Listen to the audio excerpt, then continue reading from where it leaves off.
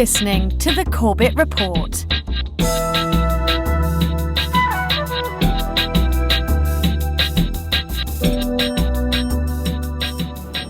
Welcome back, friends. Welcome back to another edition of the Corbett Report. I'm your host, James Corbett. Not, as always, coming to you from the sunny climes of Putrajaya, the administrative center of Malaysia, here in September of 2025 with episode 482 of the Corbett Report podcast, War is a Crime. Now, if you immediately and intuitively grasp the simple, common sense, ethical framework embedded in that concept, war itself is a crime, then congratulations. You've got the idea, and you can, of course, you are invited to watch the rest of this podcast, but you can go on with your day because you already understand this. However, unfortunately, I think most of the population still cannot wrap their minds around the concept of not criminalizing murder. Of course, you can't go out and murder your neighbor. Of course, you can't go and travel to a foreign country and just randomly murder someone. But if you put on a uniform, if you have orders from your commanding officer, if there is a president or a prime minister giving a stirring speech about why it is that you have to go over and murder someone in a foreign land, well, then it's fair game, right? If you are at all troubled by that idea, then perhaps this presentation is for you. So let me contextualize it. Why am I here in Putrajaya in Malaysia talking about this? It is because I was just invited to a conference that just took place yesterday, as I'm recording this, here in Putrajaya on the 20th anniversary of the Kuala Lumpur Initiative to Criminalize War.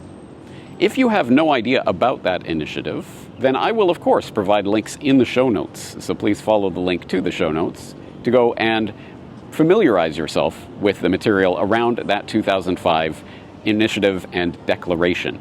Long story short, back in 2005, the Perdana Leadership Foundation, through its Global Peace Cooperation Association, whatever it was called at the time, launched an initiative under the behest of former Malaysian Prime Minister Tun Dr. Mahathir Mohamad to, at the very least, put into words, formulate the concept that it is time to criminalize war, as in to make wars of aggression illegal acts that will be prosecuted.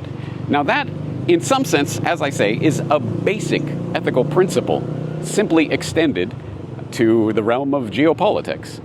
But it is, as I think you can understand, remarkably transgressive. Of course, remarkably transgressive at the time that it was first formulated and signed there in 2005 in the depths of the War of Terror. No less transgressive today in 2025 with bombings taking and drone wars and all sorts of things taking place all around the globe as we speak. And of course, the ongoing genocide in Palestine unfolding before our very eyes. The concept of criminalizing war itself is still a bold and transgressive one. So I think we need to fill in the gaps in people's understanding about this concept, what it means, where it comes from.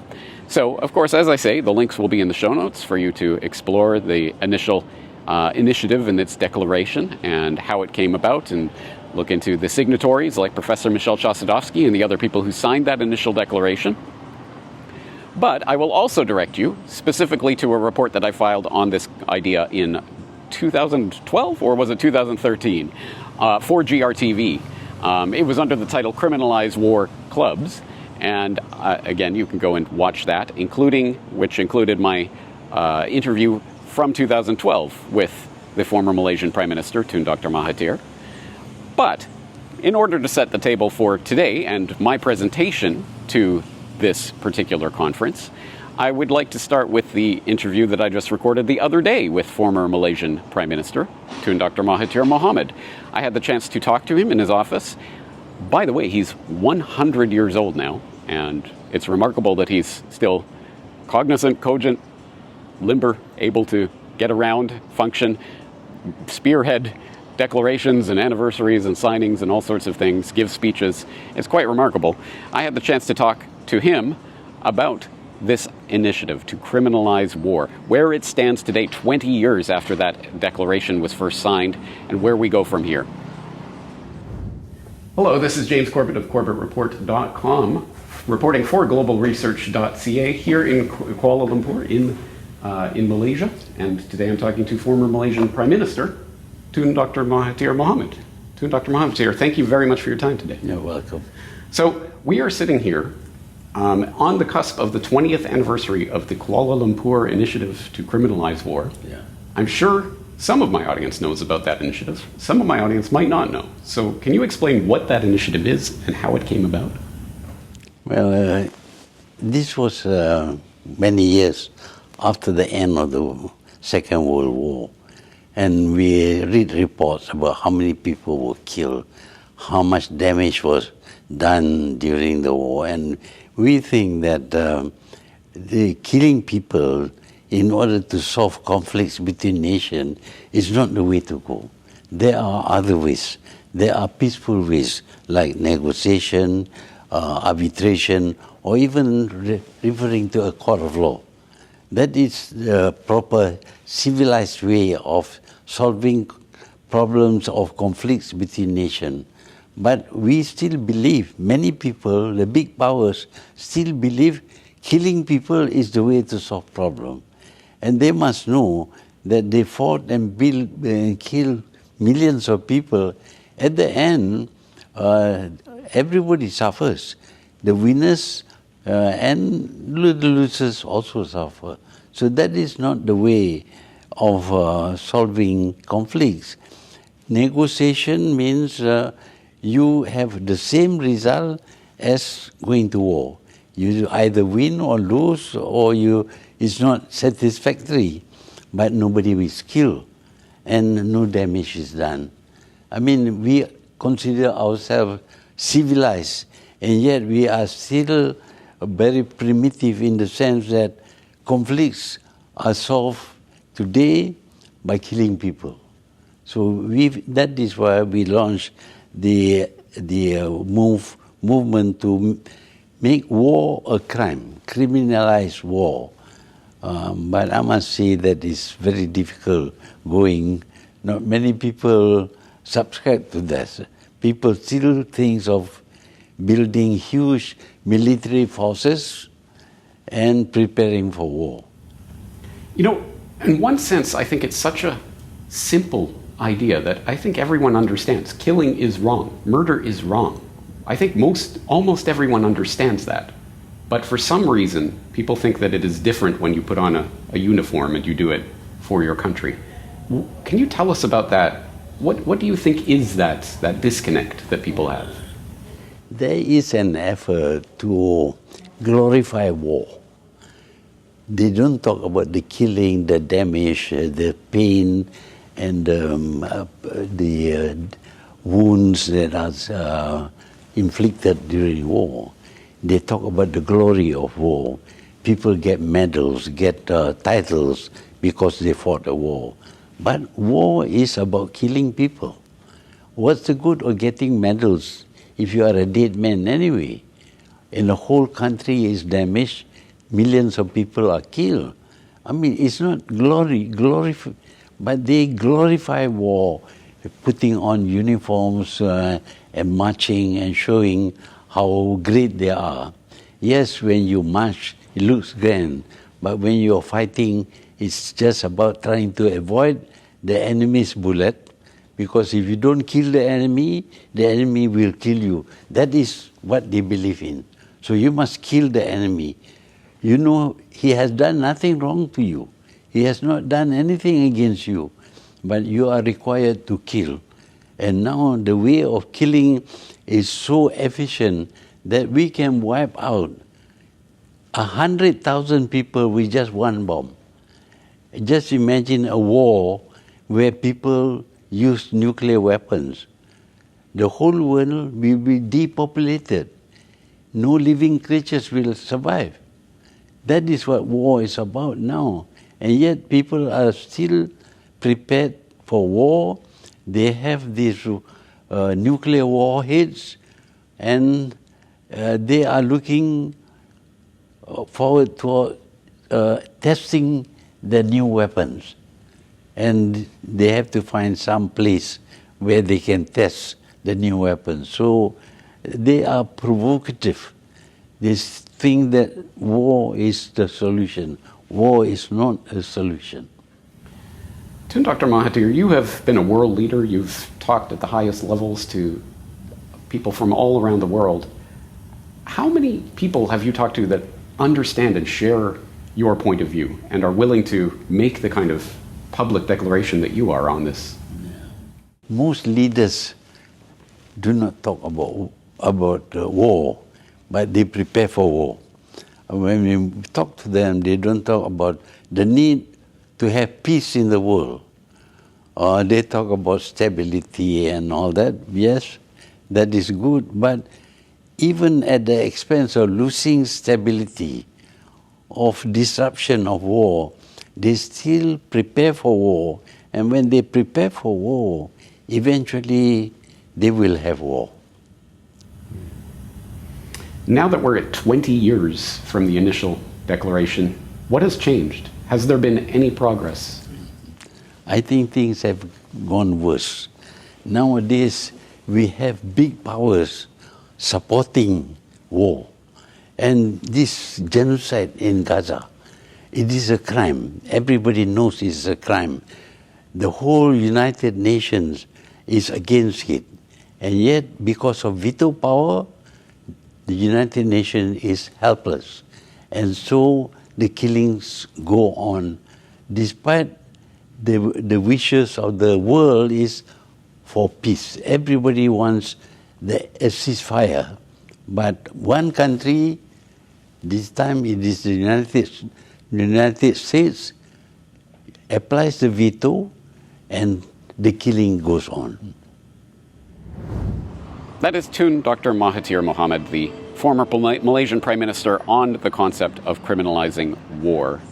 So it was in this context, from this simple but remarkably transgressive idea, formulated and proposed and foisted onto the world stage by a world leader, that we recently had this conference here in Putrajaya, marking the 20th anniversary of that declaration and taking a time for solemn reflection about where we stand.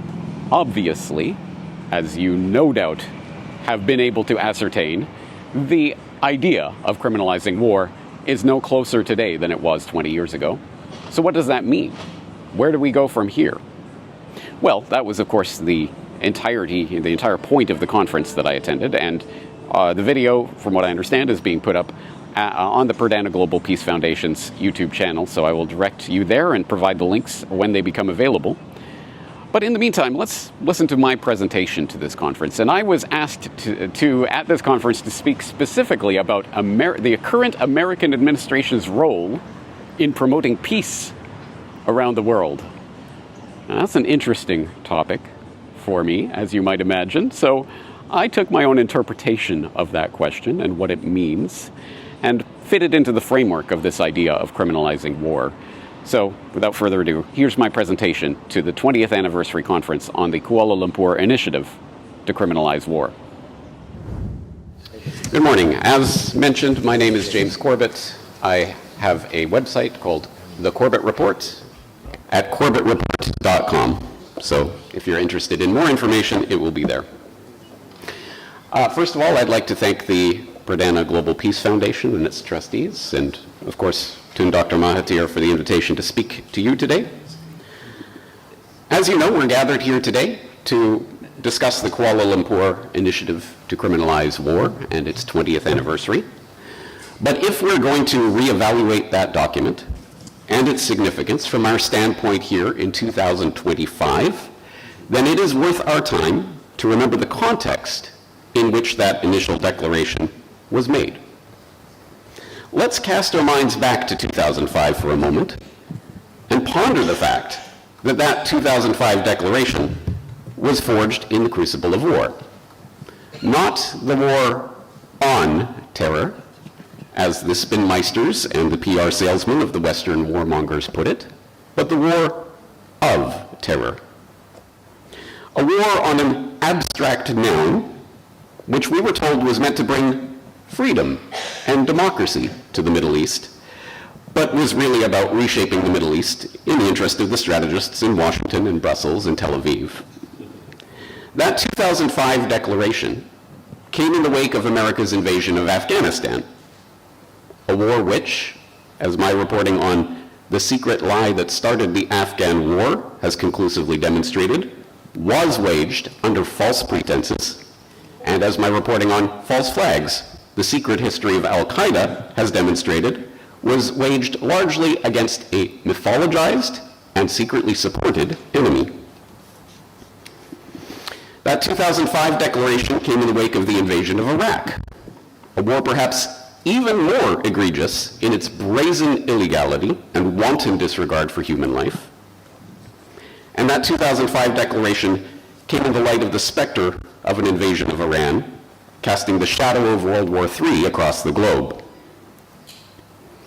And so perhaps in that context, in the wake of such madness, we can truly appreciate the moral clarity, the moral sanity found in the Kuala Lumpur Initiative's common sense declaration that, united in the belief that peace is an essential condition for the survival and well-being of the human race, we must affirm that since killings in peacetime are subject to the domestic law of crime, killings in war must likewise be subject to the international law of crimes, and that this should be so irrespective of whether these killings in war are authorized or permitted by domestic law. Imagine that. Murder is wrong. Murder in a uniform, no less so. A consistent moral principle consistently applied. Who could possibly argue against that?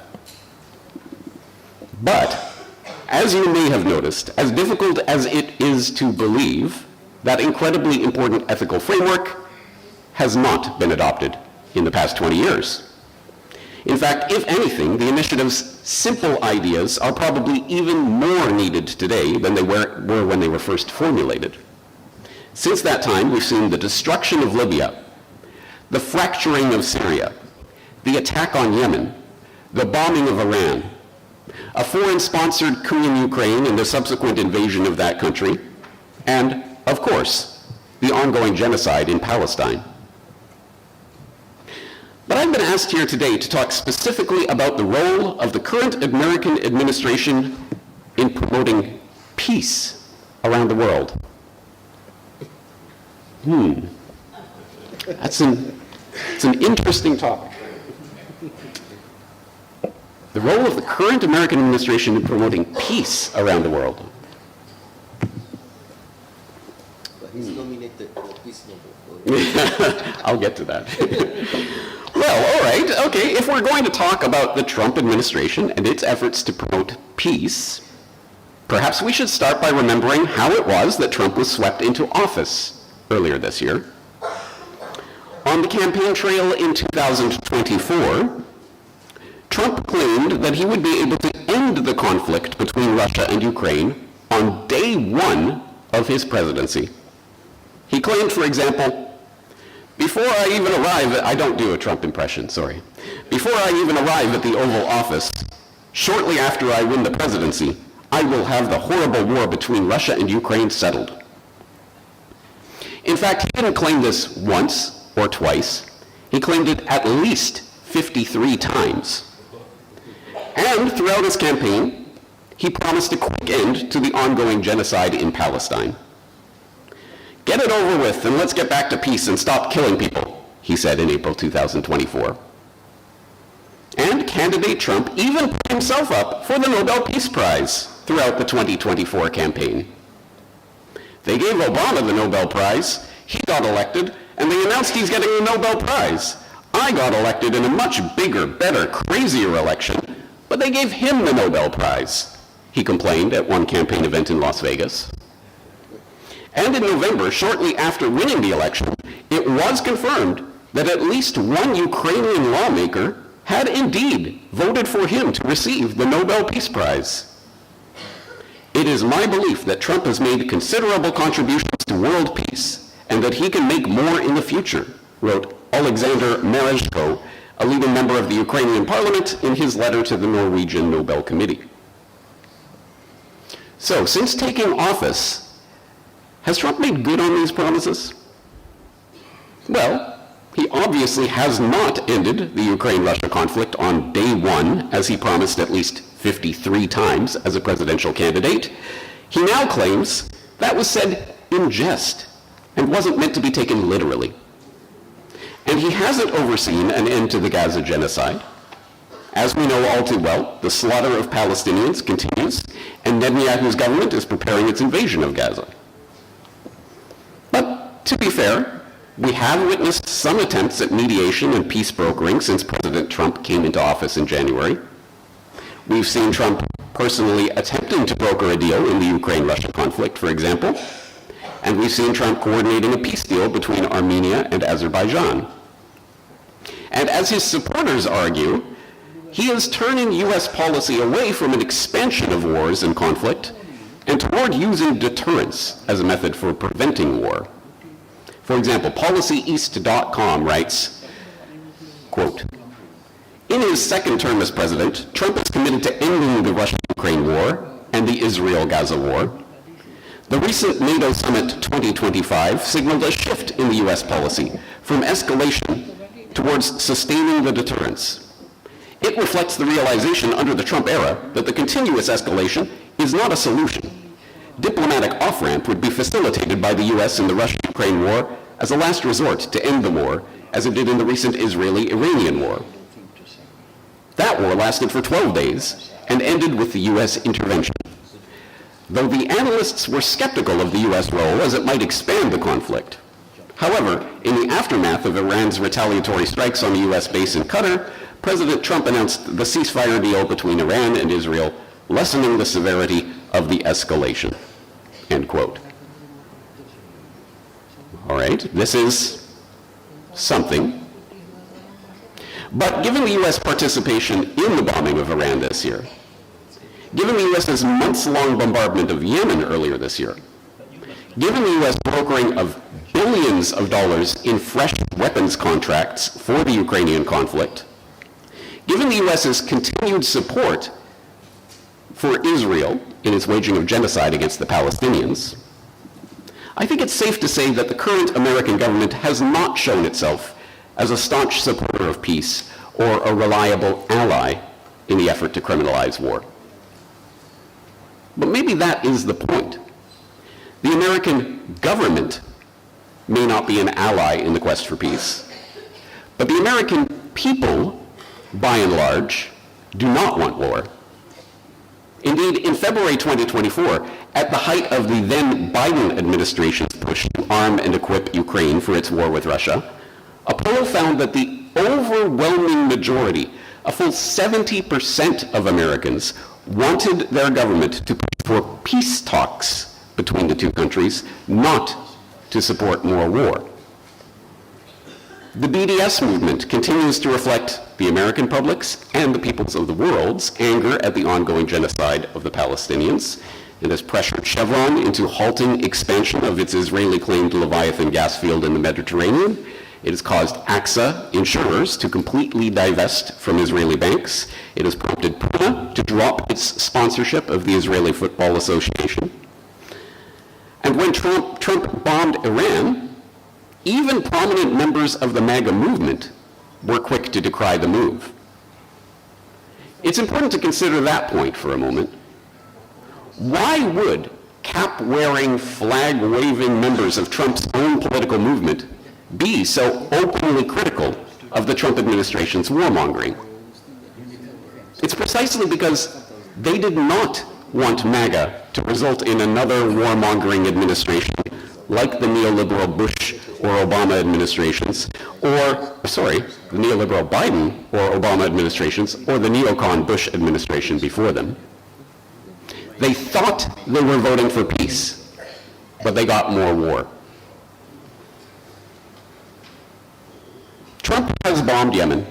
Trump has bombed Iran. Trump has been oddly unsuccessful at brokering peace between Russia and Ukraine, but he's been remarkably successful at brokering weapons contracts for American military contractors to supply weapons to Europe so they can continue to arm Ukraine. And of course, Trump is still supporting his good friend Netanyahu in his quest to invade Gaza and dispel the Palestinians. None of this is new, of course. We've seen this exact phenomenon play itself out before. In 2008, just 3 years after the Kuala Lumpur Initiative was signed, the American people overwhelmingly voted Barack Obama into office in the hopes that he would not be George W. Bush. Obama even won the Nobel Peace Prize in the mere hope that he would not be George W. Bush. But immediately upon taking office, what happened? Not only did Obama dismiss the possibility of war crimes prosecutions for the war crimes that demonstrably occurred in the Bush-era war of terror, he committed to an expansion of the war in Afghanistan. He expanded the war of terror into Pakistan with drone bombings. He spearheaded NATO's illegal invasion of Libya. He oversaw the years-long insurgency that tore Syria apart. He presided over the rise of ISIS. And in an egregious assault against that common-sense ethical framework embedded in the Kuala Lumpur Initiative, he created a so-called disposition matrix. That is, a presidential kill list that presumed to grant authority to the President of the United States to kill anyone he wants, anywhere on the planet, including even American citizens.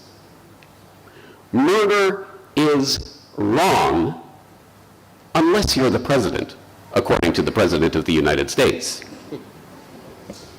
So, in short, in 2008 too, the people voted for peace, but they got more war. So what is the disconnect here? Why does the country that prides itself on its democracy continue to engage in wanton warmongering against the wishes of its own people?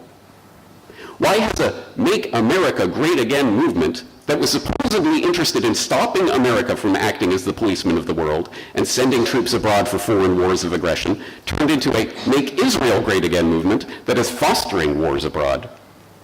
More to the point, why does seemingly every American administration pursue a remarkably similar foreign policy, no matter who is voted into office? There can be only two possible answers to that question. Either, by some remarkable coincidence, everyone who is voted in as President of the United States is a secret warmonger who never reveals their true nature until they're sitting in the Oval Office, or it isn't the President who's really calling the shots. Those are not mutually exclusive possibilities, but assuming the latter possibility is the more likely answer, then the question is, if the President isn't calling the shots, who is in charge? Well, we've known since President Dwight D. Eisenhower warned in his farewell address in 1961 that the military-industrial complex has unwarranted influence over the politicians, and that the rise of this sinister lobby will lead to the disastrous rise of misplaced power. And beyond the direct corporate military-industrial interests, there are, of course, financial interests. There's always plenty of money to be made by unscrupulous financiers in times of war. So that leaves us with this question. If we want an administration that conforms to the will of the people and pursues peace, how do we counter those entrenched interests? It's tempting to say that in order to retake the government of America, or any other country, back away from these special interests and deliver it to the people, we will need a supranational body to steward over these nations.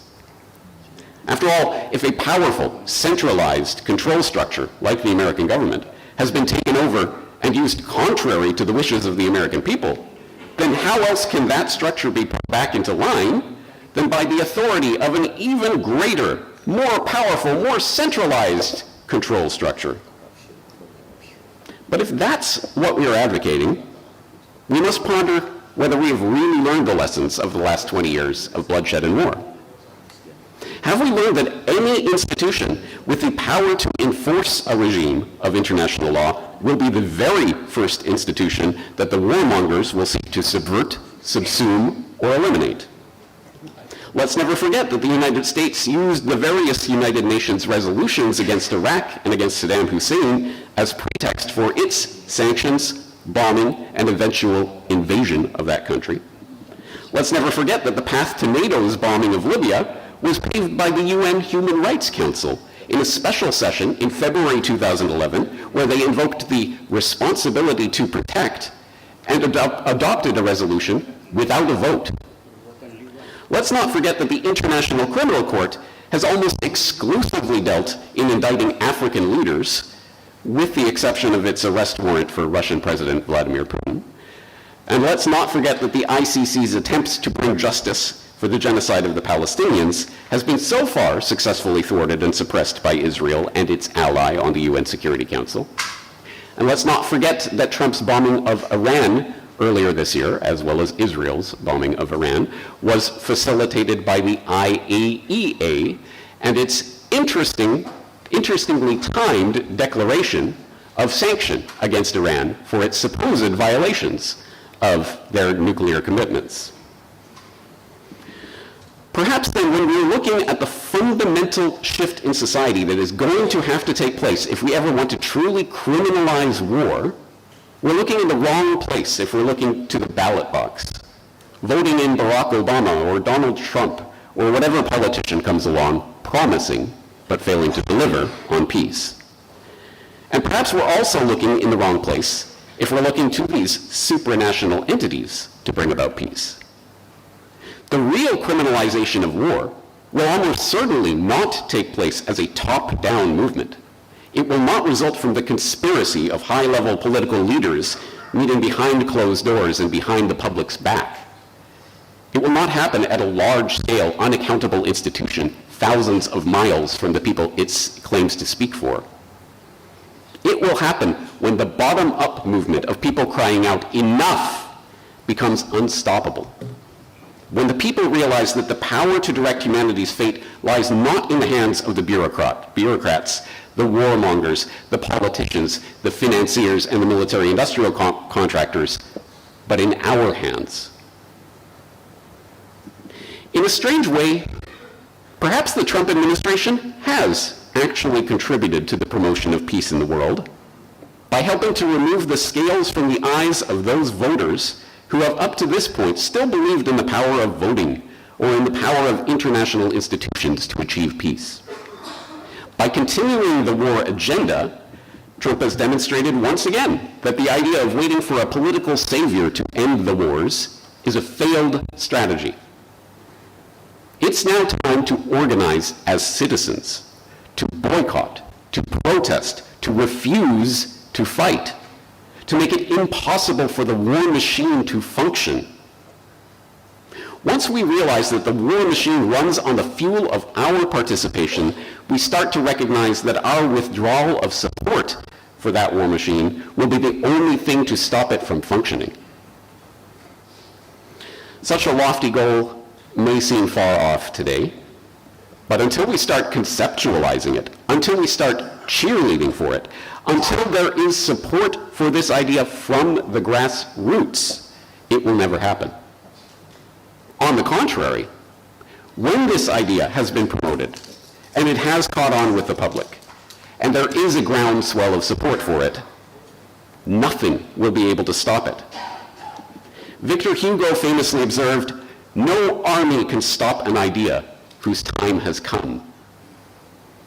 But when the initiative to criminalize war has prepared the way for global peace, there will be no army left to try to stop it. Let's pray that that day comes sooner than later. Thank you.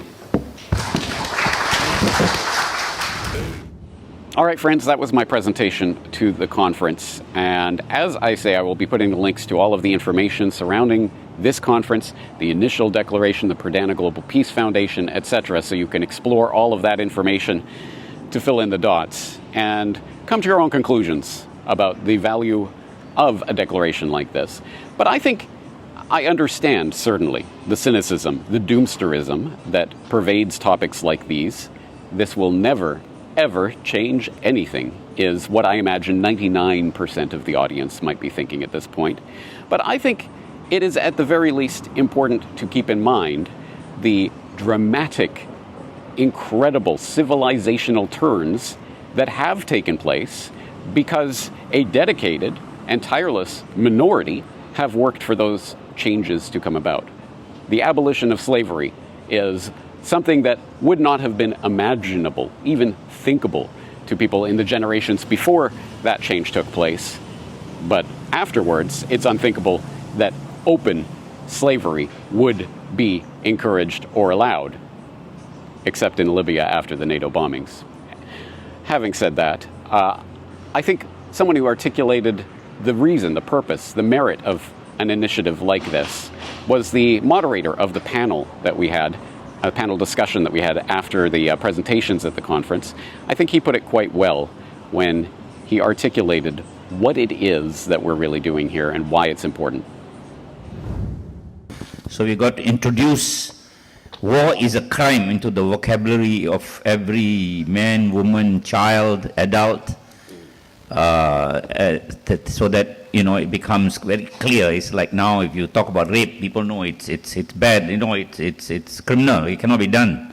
So that vocabulary has to be introduced, because until now, as Tan Sri has said, as the Malay saying goes, when they talk about war is a crime, it's the response is mute. It's as he said, bisu di dalam 1000 bahasa.